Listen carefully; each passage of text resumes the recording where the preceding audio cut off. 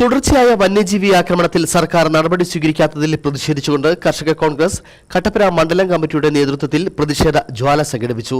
കർഷക കോൺഗ്രസ് സംസ്ഥാന general secretary Jose Puthenattu പ്രതിഷേധ പരിപാടി ഉദ്ഘാടനം ചെയ്തു.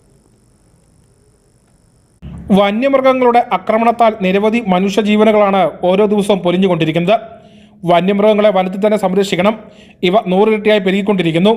ഇവയുടെ സംഖ്യ നിയന്ത്രിക്കുവാൻ വിദേശ രാജ്യങ്ങൾ ചെയ്യുന്നതുപോലെ ഹണ്ടിംഗ് നടത്തി ഇവയെ നിയന്ത്രിക്കുവാൻ സർക്കാർ നിയമനിർമ്മാണം നടത്തണമെന്നും അദ്ദേഹം പറഞ്ഞു.